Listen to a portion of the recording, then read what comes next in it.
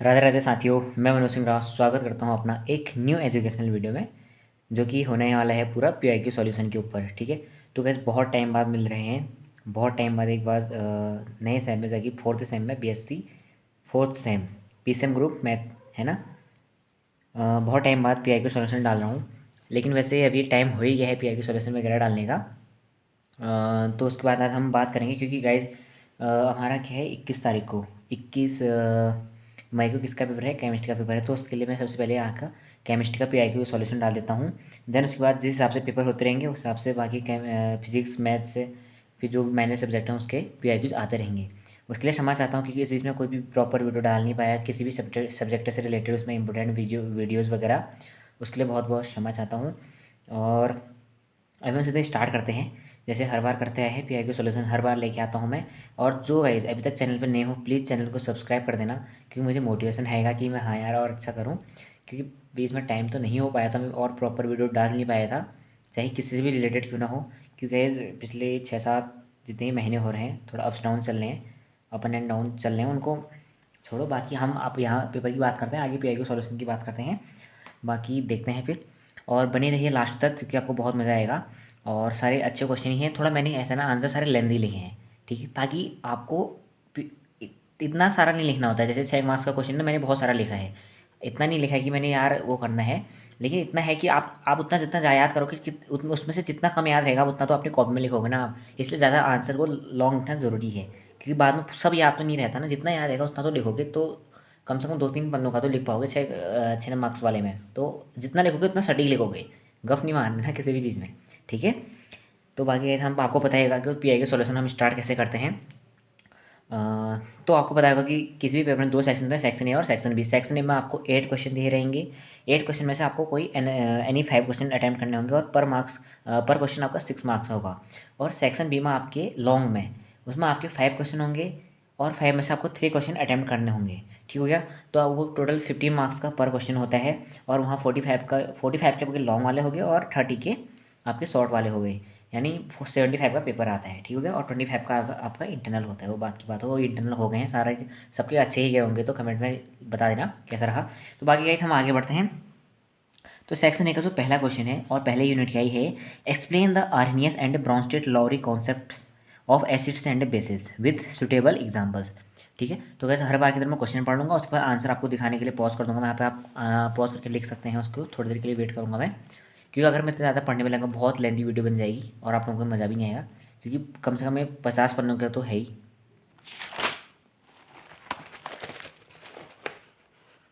उसके बाद ये आर्नियस बेस हो गया, ठीक है।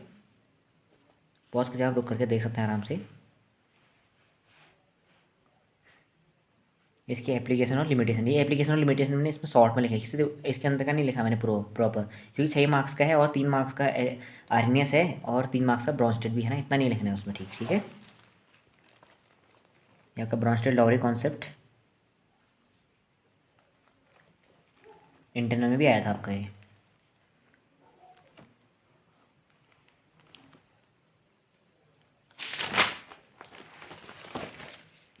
उसके बाद आपका नेक्स्ट क्वेश्चन आता है यहाँ पे, question number 2, what is Ostwald dilution law, discuss it's limitation. 5th unit से आया है फिजिकल केमिस्ट्री से, what is Ostwald dilution law, discuss it's limitation. और गैस जैसे मैंने आंसर लिखे हैं ना, वैसे भी आपको अपने थ्योरी एग्जाम्स में वैसे ही अप्लाई करना है इन आंसरों को, तभी आप अच्छे मार्क्स लेके आ सकते हो।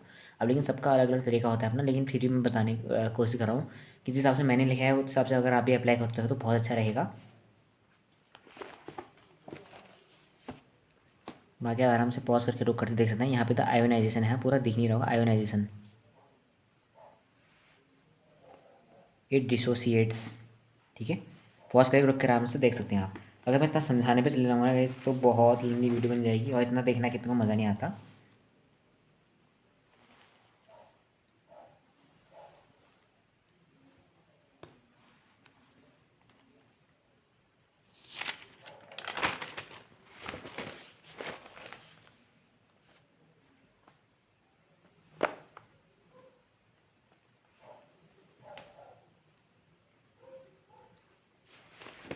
इसकी लिमिटेशन होगी।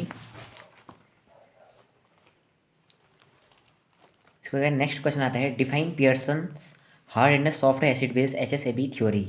Give examples of hard and soft acid and bases. और गाइस ये क्वेश्चन लिख के ले लो, ये क्वेश्चन इस बार भी आएगा, मेरा मन कह रहा है आएगा तो आएगा, ठीक है।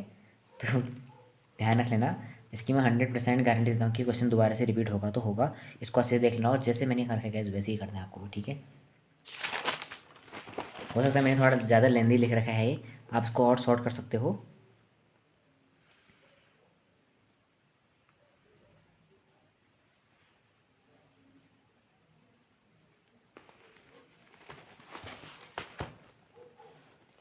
और गैस जिसको पर्सनली पीडीएफ चाहिए होगी ना तो मुझसे कांटेक्ट कर सकते हैं, पर्सनली कर सकते हैं, मतलब मिल के।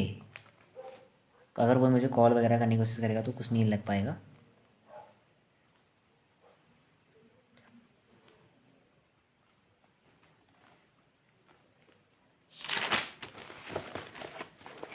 मैंने प्रॉपर सबकी पीडीएफ बना रखी है, मैं आप किसी प्लेटफॉर्म में डालता बट मैं कहीं डाल भी नहीं सकता हूँ। तो अगर आपको चाहिए होगी तो आप मुझसे कांटेक्ट कर सकते हैं, मैं आपको पीडीएफ भी दे दूँगा इस चीज़ की।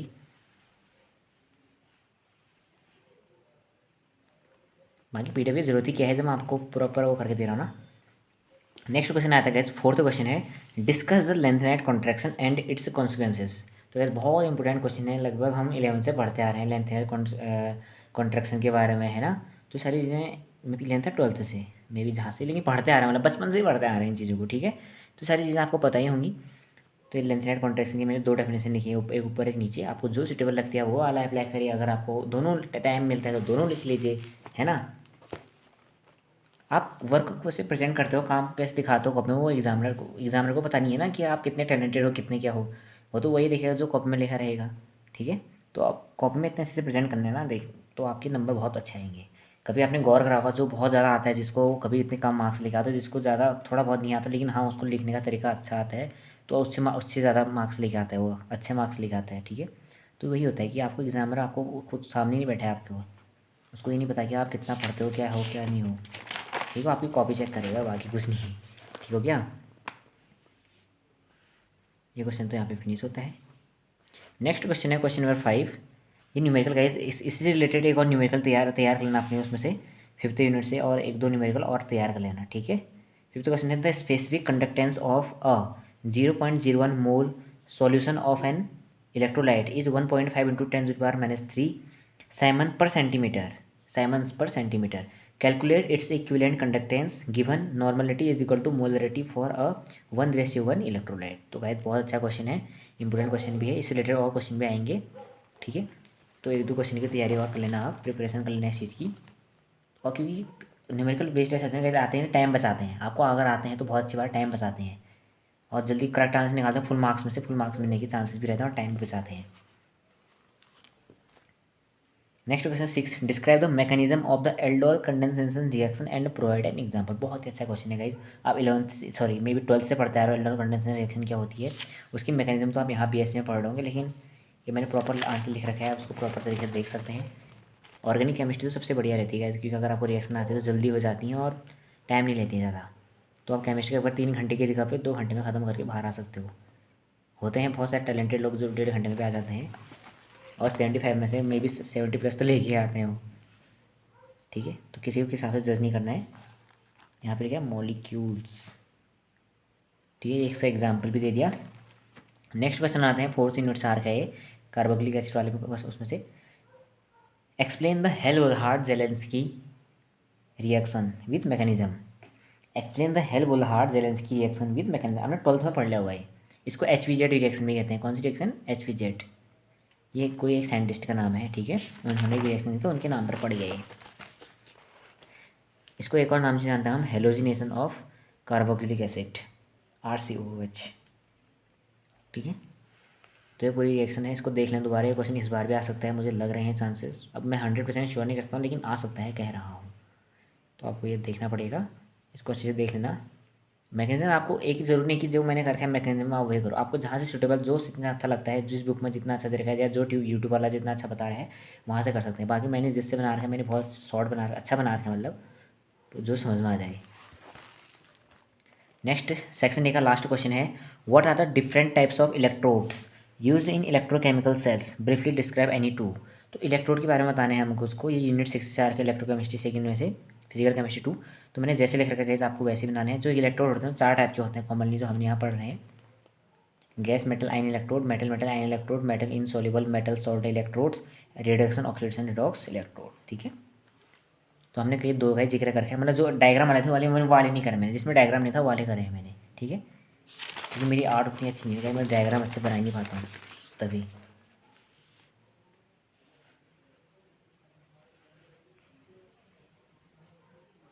तो ये दो भी हो गए। तो गाइस यहाँ पे हमारा सेक्शन ही क्या हो जाता है, फिनिश हो जाता है। अब बढ़ते हैं हम सेक्शन बी की तरफ। सेक्शन बी का जो पहला क्वेश्चन है, question number 9, discuss the theoretical basis of hardness and softness of acids and bases.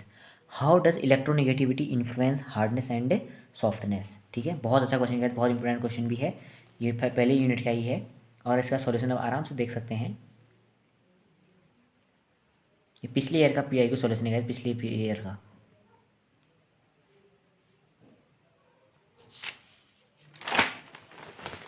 Pause करके रुक के आराम से देख लीजिए।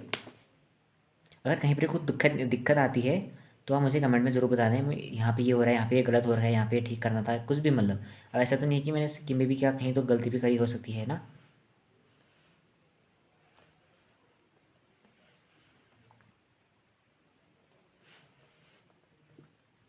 और ये वीडियो को ज़्यादा से ज़्यादा मतलब सभी तक पहुँचाने का कोशिश करेगा इस, मतलब ताकि ये होगी सभी की मदद हो जाए ना। जो भी आपके दोस्त हैं, भाई बहन रिश्तेदार, वो जो पढ़ रहे, जो बीएससी कर रहे हैं, मतलब जो 4th सेम में, उन तक पहुँचा दें। चाहे वो अल्मोड़ा से हो, नैनीताल से हो, चंपावत से हो, पिथौरागढ़ से हो, बागेश्वर से हो, है ना। पहले बागेश्वर का नाम पहले लेना चाहिए था मैंने, क्यों मैं बागेश्वर का हूँ। ऐसा कुछ नहीं गाइस, चलता है।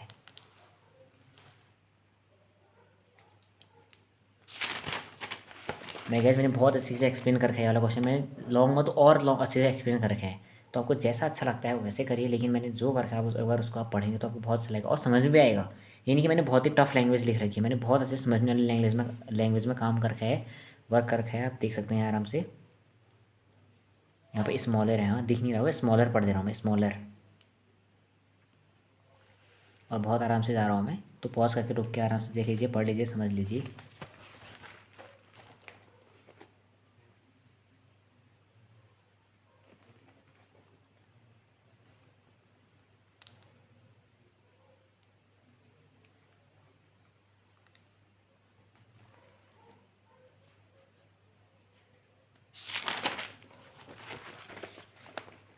देखिए बहुत बड़ा आंसर है इसका,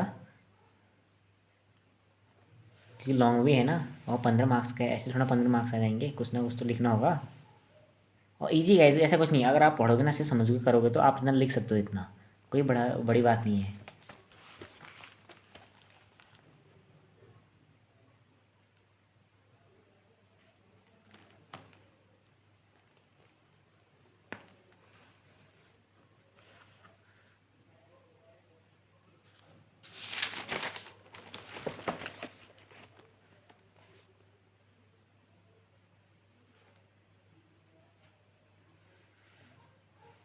तो है, यहाँ पे लास्ट में कंक्लूजन लिख दिया मैंने। तो यहाँ पे हमारा क्वेश्चन ये वाला फिनिश होता है, क्वेश्चन नंबर 9। अब बढ़ते हैं हम क्वेश्चन नंबर 10 की ओर। जो क्वेश्चन नंबर 10 है हमारा गैस, वो क्या है, describe the different methods of separation of lanthanides including fractional crystallisation and solvent extraction. ठीक हो गया। तो यूनिट नंबर 2 से बहुत ही अच्छा क्वेश्चन है, इंपॉर्टेंट क्वेश्चन है, मे बी इस बार भी आ सकता है, मुझे चांसेस लग रहे हैं इसके लॉन्ग में। ठीक है, तो क्वेश्चन को कर लीजिएगा आप आराम से, अच्छा है। दो ही मेथड की बात करिए इसमें, मे बी कितने देखें, जितने कर रखे मैंने ज़्यादा लिख रखे हैं उससे भी। ठीक है, तो आप कर सकते हैं आराम से, रुक करके पॉज करके देख लीजिएगा। और ये मैंने नेट, ये वजह जो आंसर लिखा है, मतलब नेट के थ्रू लिख रखा है, मतलब जो नेट में था वहाँ से लिख रखा है मैंने, क्योंकि मुझे कहीं मिल नहीं रहा था ये वगैरह वगैरह में, ज़्यादा लॉन्ग था तो समझ भी नहीं आया वो, तो मैंने ऐसे कर दिया। आई होप कि आपको आंसर अच्छा लगे, समझ भी आए।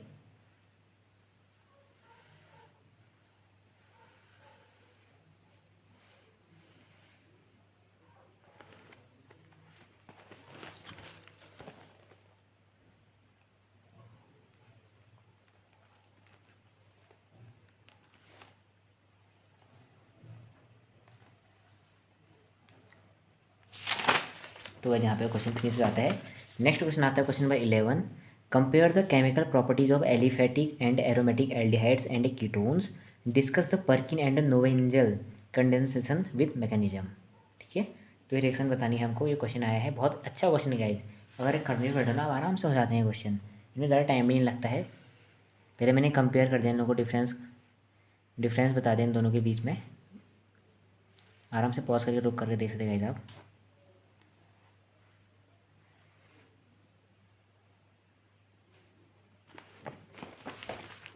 देन फिर method of preparation of aldehyde, aldehyde को बनाने की विधियाँ। ये रिएक्शन आप 12th से पढ़ते हुए आ रहे हो, ये सारी रिएक्शन आपको 12th में ही मिलेंगी। नेक्स्ट है भी methods of preparation of ketones, ये भी 12th की रिएक्शन है सारी। और गैस जैसे मैंने काम कर रखा है ना वैसे ही करोगे ना, सही में बहुत अच्छे मार्क्स लेके आओगे। हालांकि मेरे नहीं आते होते, लेकिन आपके आ जाएंगे। ठीक है, नेक्स्ट क्या है, oxidation of aldehydes with Tollens reagent, फिर विद फेलिंग सॉल्यूशन। ठीक है, ये सुना ही होगा आपने, बचपन से पढ़ते हुए आ रहे हो। नेक्स्ट फिर ऑक्सीडेशन ऑफ कीटोन, जैसे क्वेश्चन पूछ रखा वैसे आंसर लिख रखे हैं। जिस सीक्वेंस में क्वेश्चन पूछ रखा है उस सीक्वेंस में मैंने आंसर लिख रखे हैं। और बहुत टाइम लगता है गाइस, ऐसे नहीं कि यहाँ से ढूंढ के कहाँ ढूंढ के मिक्सअप करके लिखना पड़ता है इन चीज़ों को, तो बहुत टाइम लगता है पीआई के सॉल्यूशन में। तो एक लाइक तो बनता है ना इस चीज़ के लिए। नेक्स्ट अब आ गया पर्किन रिएक्शन, बहुत ही इंपॉर्टेंट रिएक्शन है गाइस, इस बार भी पक्का आएगी ये रिएक्शन, पर्किन रिएक्शन। देन उसकी मैकेनिज्म थोड़ी लॉन्ग है इसकी, लेकिन ये शॉर्ट वाली है, इसकी तो एक बहुत लॉन्ग मैकेनिज्म थी। नेक्स्ट है नोवेंजल रिएक्शन, इसमें एक्टिव मिथाइलिन कंपाउंड रहते हैं गाइज।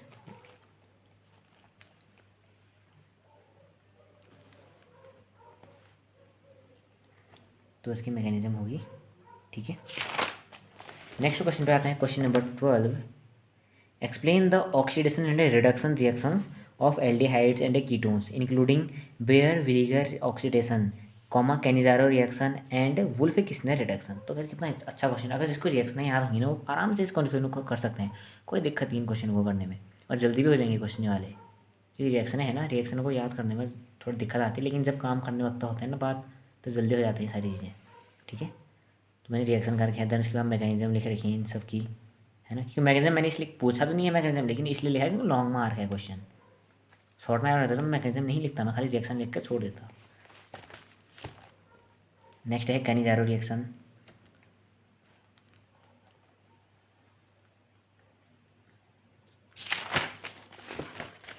नेक्स्ट है फिर वुल्फ किस्नर रिडक्शन,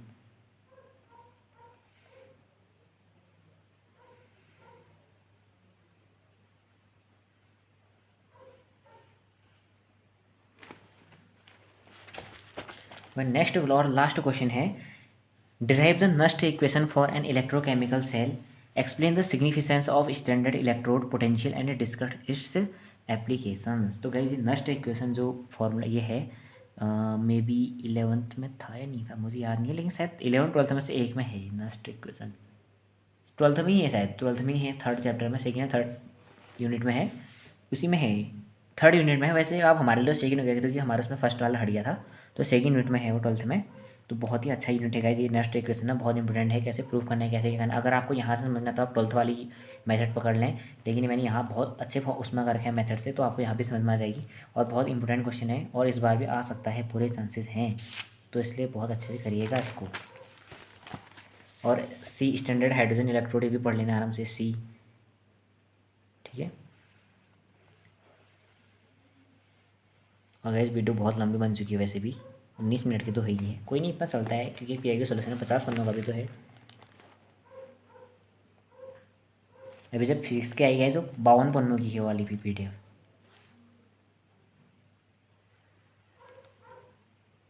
नेक्स्ट पूछा है स्टैंडर्ड इलेक्ट्रोड पोटेंशियल के बारे में पूछा था, स्टैंडर्ड उसके बारे में लिख रखा है मैंने, फिर उसका सिग्निफिकेंस,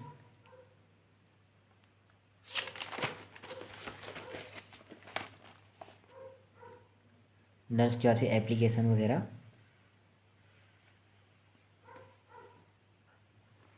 जहाँ पर समझ में ना तो गैस कमेंट में ज़रूर बता देना। लास्ट है पॉइंट कोरिजन स्टडीज़, तो यहाँ पे लास्ट में लिखा मैंने break a leg. Break a leg का मतलब होता है बेस्ट ऑफ लक। क्या होता है, बेस्ट ऑफ लक। ठीक है। तो आई होप कि आप लोगों को ये समझ में आ गया होगा जितना मैंने अभी तक POPI के सॉल्यूशन कराया है इसमें, है ना। तो मुझे उम्मीद है कि आप लोगों का सभी का पेपर जो होगा बहुत अच्छा जाएगा और सभी अच्छे से पढ़ भी रहे होंगे, एक पॉजिटिव माइंड सेट के साथ पढ़ रहे होंगे। बहुत सारों का बीच में डिस्टर्बेंस भी रहा होगा, किसी का कोई एग्ज़ाम, किसी का कोई SSC का, किसी का कुछ, किसी का कोई, है ना। तो कोई दिक्कत वाली बात नहीं है, केमिस्ट्री का पेपर है, अच्छा पेपर आता है और आपको कोई नहीं, एक रात ही बहुत होती है इस चीज़ के लिए। ठीक है, मैं कह रहा हूँ आपको एक्सपीरियंस से कह रहा हूँ, एक रात ही बहुत होता है। आराम से पढ़िएगा। इंपॉर्टेंट यूनिट मैं आपको बता देता हूँ कि आपको कौन कौन सी यूनिट ज़्यादा देखनी है उसमें। पहली यूनिट देख लीजिएगा अच्छे से, ठीक है।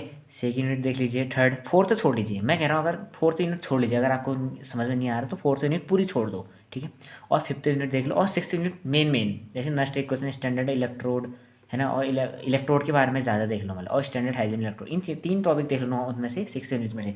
बाकी फर्स्ट सेकंड थर्ड और फिफ्थ यूनिट को, इनको कंप्लीट करिएगा, ठीक है। बाकी फोर्थ और सिक्स में आप फोर्थ तो छोड़ ही सकते हो पूरा, लेकिन जो सिक्स यूनिट है, सिक्स यूनिट को आप कहीं कहीं मेन कर सकते हो, मैं आपके बता रहा हूँ। तो काफ़ी आप अगर सोचेंगे तो बाकी इसको पूरा पढ़ना तो गैस पूरा ही पढ़ेगा, लेकिन जिसको मतलब जिसने तैयारी नहीं हो पाई है उसके लिए बता रहा हूँ मैं, ठीक है। बाकी खुश रहिएगा, ध्यान रखिए अपना और अपनों का, है ना। तो गैस बाकी मिलते हैं नेक्स्ट वीडियो में।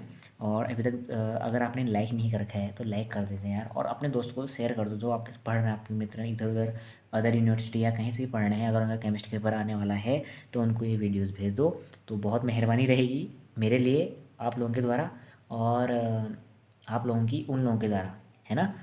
तो ध्यान रखिएगा अपना। बाकी मिलते हैं गाइस नेक्स्ट वीडियो में, तब तक के लिए राधे राधे।